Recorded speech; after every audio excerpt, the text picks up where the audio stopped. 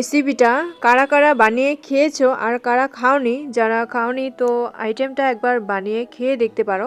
খুব সুন্দর মানে হয় আর খেতে এত ভালো লাগে, মানে অনেক ভালো লাগে। এখন আমি এখানে নিয়ে আসছি গড়াই মাছ বাজার থেকে। গড়াই মাছ, টাকি মাছ, তোমরা কে কী নামে জানো এই মাছটাকে। হাতে আমার মূলোগুলো দেখতে পাচ্ছ, এই মূলোগুলো কিন্তু অনেক কয়দিন হয়ে গেলে বাড়িতে শাল হয়ে যায়, তো শাল হওয়া মূলোগুলো কিন্তু তরকারি খাওয়া যায়।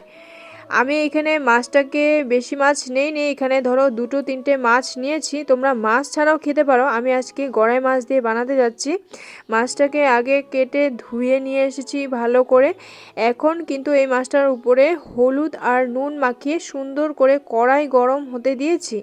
কড়াই গরম হয়ে গেছে আমার প্রায়, তো এখন আমি মাছটাকে কিন্তু দিয়ে দেব কড়াইয়ের মধ্যে। মাছগুলো কিন্তু পুরো জ্যান্ত ছিল, এই দেখো কড়াইয়ের মধ্যেও নড়ছিল, মাছগুলো পুরো নড়ছিল কড়াইয়ের মধ্যে মাছগুলো। তো আমার এখন মাছগুলো ভাজা হয়ে যাক, তারপরে আবার এদিকে আমি আমার মানে মূলোগুলো যে আমি কেটে রেখে দিলাম, তো এগুলোকে এখন আমি ধুয়ে নিচ্ছি সুন্দর করে। এগুলো কিন্তু যদি আঁশ হয়ে যায় না ভিতরে, কিছুদিন হয়ে যাওয়ার পরে কিন্তু বাড়িতে থাকলে আঁশ হয়ে যায়, তো ওইসবও কিন্তু তরকারি খাওয়া যায়, ভালো লাগে, খারাপ লাগে না। এখন আমি এটাকে গ্রেট করে নিচ্ছি সুন্দর করে।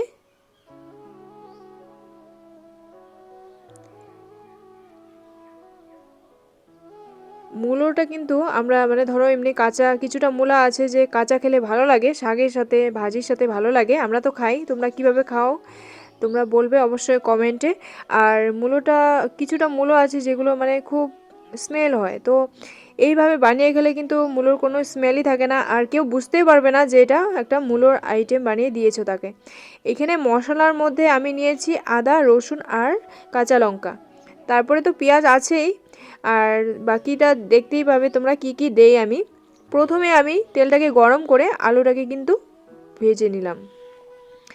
এখন আমার আলুটাকে ভেজে নেওয়ার পরে আবার আমাকে কড়াইয়ের মধ্যে একটু সামান্য আবার তেল দিতে হবে। তেল দিয়ে কিন্তু সামান্য তেল লাগবে, বেশি একটু নয়, একদম একটু তেল দিয়েছি, আরও 2 চামচ দেওয়ার পরে দিয়ে এখন আমি জিরে দিয়েছি। পাঁচফোড়ন দরকার নেই, জিরে দিলাম। এখন জিরে দেওয়ার পরে আমি কিন্তু আর এখানে মানে পেঁয়াজটাকে বেটে দেব না, পেঁয়াজ যেখানে আমি কেটেছি এইখানে আমি দিয়ে দিলাম এখানে তরকারির মধ্যে। তো পেঁয়াজটা যখন লাল লাল করে আমার ভাজা হয়ে গেছে, তখন কিন্তু আমি এখানে আমার কাঁচা লঙ্কা, আদা, রসুন, মানে আমি যে এটাকে পাটায় পিষেছি, তো এটা আমি কিন্তু এখানে অ্যাড করে নিলাম। এখন যে এটা আমার ভাজা ভাজা হচ্ছে, হওয়ার পরে দিয়ে আমি এখানে যে মূলোটা গ্রেট করে রেখেছি এটাকে কিন্তু সুন্দর করে নাড়াচাড়া করছি। তো এটাতে এখন আমাকে দিতে হবে একটুখানি নুন, আর একটুখানি হলুদ, আর একটুখানি জিরে গুঁড়ো। তো এটা দিয়ে ভালো করে আবার ফ্রাই করতে হবে সুন্দর করে। কোনো ঢাকা দেওয়ার দরকার হয় না, ভাজি ভাজি করবো তো তার জন্য মানে সুন্দরভাবে ভাজি ভাজি করে নিচ্ছি। তো দেখো আমার প্রায় 15 মিনিট লেগেছে, তারপরে মটরশুঁটি দিয়ে দিয়েছি। মটরশুঁটিগুলো না একদম মানে এত সুন্দর সফট ছিল, 5 মিনিটেই গলে গেছিলো। তো তারপরে আবার আছে যে এখানে আলুগুলো ভাজা রয়েছিল, ওইসব দিয়ে দিলাম। মানে তরকারিটা পুরোপুরি হতে আমার 20 মিনিট সময় লেগেছে, এর থেকে বেশি আর সময় মিথ্যে কথা বলে লাভ নেই, লাগেনি। তো এখন যে ভেজে রাখা মাছগুলো ছিল, গড়াই মাছ, টাকি মাছ, ওইগুলোকে কিন্তু তরকারির মধ্যে দিয়েছি। আর এখন কিন্তু এটার উপর দিয়ে এখন আমি কি ছিটিয়ে দেবো বলো তো। অনেকেই আছে যারা গরম মশলা অ্যাড করে, তো আমি এখানে গরম মশলা অ্যাড করছি না। আমি এখানে আমার দেওয়ার মতে মানে কি গরম মশলা একটু আমি বেশি ভালোবাসি না, তো ধনে পাতাটা ইউজ করি। ধনে পাতা দিলে ধনে পাতাটা লোকাল ধনিয়া পাতা হতে হবে, ওই চালানি ধনিয়া পাতাগুলো ওগুলো হাইব্রিড মানে কি বলে যাই না, যতই কিছু নাম আছে আর কি, তো ওই সব মানে সেন্ট ওঠে না, কিন্তু লোকাল ধনিয়াটা দিলে সুন্দর সেন্ট ওঠে তরকারিটাও।